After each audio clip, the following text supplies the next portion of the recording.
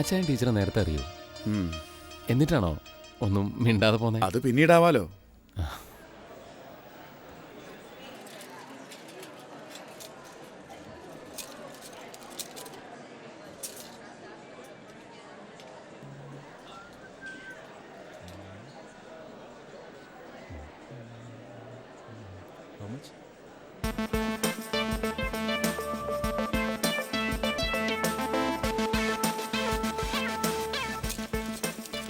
അയ്യോ,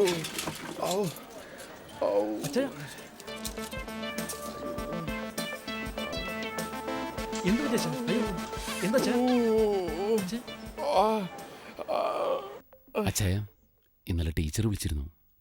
വിരോധമില്ലെങ്കിൽ അവരെ വീട് വരെ ഒന്ന് ചെല്ലാൻ പറഞ്ഞു. കാലിലെ ഡ്രസ്സിംഗ് ഒന്ന് അഴിച്ചു മാറ്റട്ടെ, എന്നിട്ട് നമുക്ക് പോകാം.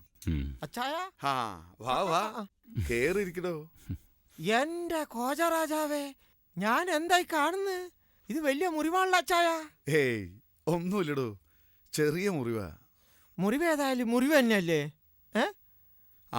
തൗഫിക്കേ, ഇത് സുലൈമാൻ. ആളുകൾക്ക് മുടങ്ങാണ്ട് പോസ്റ്റ് എത്തിച്ചു കൊടുക്കണോണ്ട് ഷിപ്പായി സുലൈമാൻ എന്ന് വിളിക്കും. അങ്ങനെയൊന്നുമില്ല, എന്റെ നാട്ടുകാരനും കൂടിയാ. ആളുകൾക്ക് നല്ലതും ചെയ്യരുത് ചീത്തയും ചെയ്യരുത്, അങ്ങനത്തെ കാലായത്. ഏത് കഴിഞ്ഞ വെക്കേഷനില് നീ വീട്ടിൽ ചെന്നിരുന്നു കത്രീന പറഞ്ഞിരുന്നു. എന്താ, അവർക്ക് സുഖം തന്നെയല്ലേ? കേമൻ തന്നെ, നല്ല സുഖം.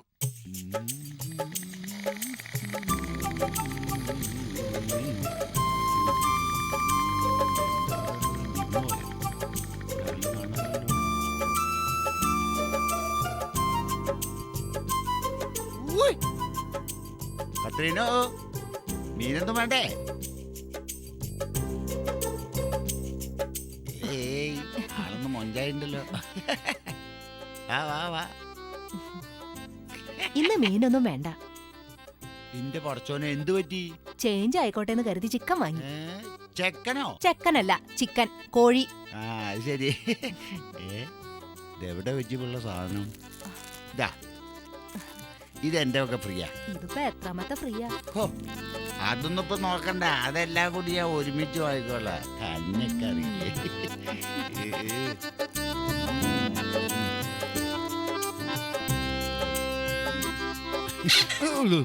ഓ, അതിന് കണ്ടോ? ഇല്ലല്ലേ.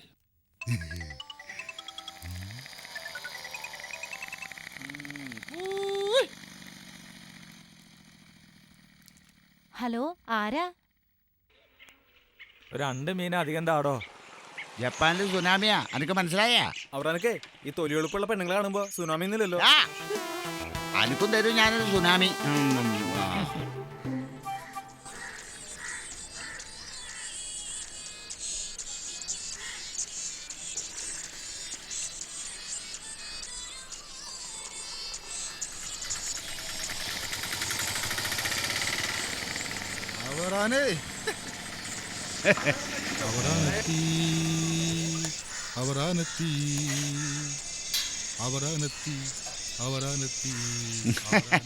അയ്യേ,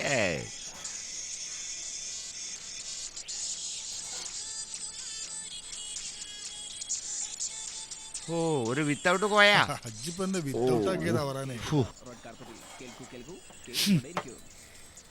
ആ പഴം കുടിച്ച് ചായ തോന്നുന്നു. അനക്ക് പഞ്ചാര ഇല്ലെങ്കിൽ എന്താ പറയാനേ?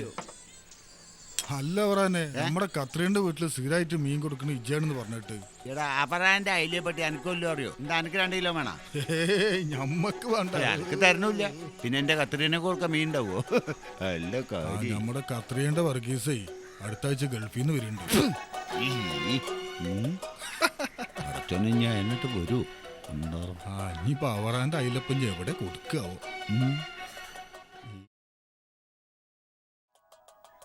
ഇനി അതൊക്കെ പറഞ്ഞിട്ട് എന്താ കാര്യം? എന്റെ തലവരങ്ങനെയാ. പറഞ്ഞു കേട്ടിടത്തോളം എന്തൊക്കെ സമ്പാദ്യങ്ങൾ ഉണ്ടായിരുന്ന ആളാ ഞങ്ങളുടെ അച്ഛൻ. ഇപ്പൊ കണ്ടില്ലേ? അതൊക്കെ മറന്നേക്കടോ.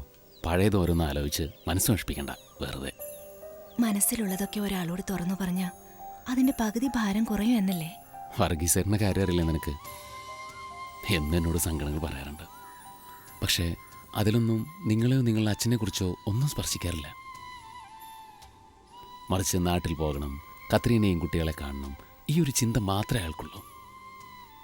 പാവം വർഗീസേട്ടൻ നാട്ടിൽ സ്വന്തം ഭാര്യയെ കൊണ്ട് തോറ്റു, വിദേശത്താണെങ്കിലോ ഉറ്റ സുഹൃത്തിനെ കൊണ്ടു. എന്നിട്ടും അയാൾ ജീവിതത്തെ ധൈര്യത്തോടെ നേരിടുന്നില്ലേ?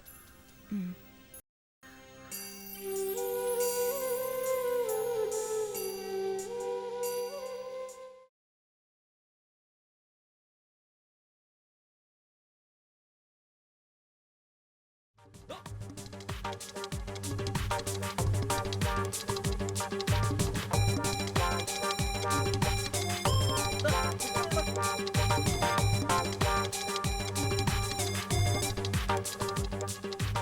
നിക്കടാ നീ.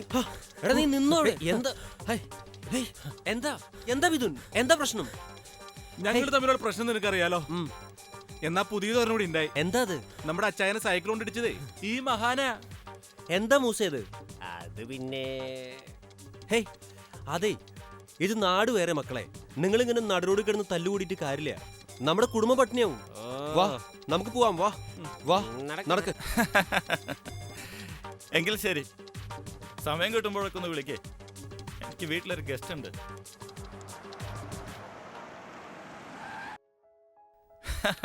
എന്താ ഇത്ര വലിയ തമാശ? ഞാനും കൂടെ ഇരിക്കൂ. കേൾക്കട്ടെ. അബിക്ക് പ്രോഗ്രാം എവിടെയായിരുന്നു? റാസൽ ഖൈമേല്. ഇനി എന്നാ അടുത്ത വരവ്?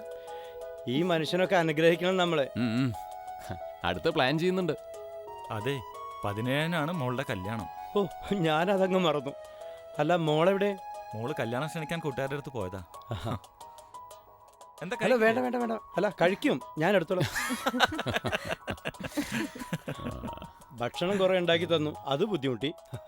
മക്കൾക്കൊക്കെ സുഖല്ലേ? ആ, സുഖം. കുൽസു, നമ്മുടെ ഭക്ഷണമൊക്കെ പുള്ളിക്ക് ഇഷ്ടപ്പെട്ടില്ലെന്നാ തോന്നുന്നത്. എന്റെ ജീവിതത്തിൽ ഇത്രയും നല്ലൊരു ഭക്ഷണം അത് ഈ വളയിട്ട കൈ കൊണ്ട് ഉണ്ടാക്കിയതാ. എന്നിട്ട് കയ്യിൽ വളയില്ലല്ലോ. അപ്പൊ ശരി, രാത്രി 8 മണിക്ക് തന്നെ flight. പോവാണ്. ഓക്കെ ശരി എന്നാൽ. ശരി. ഓക്കെ. ഓക്കെ.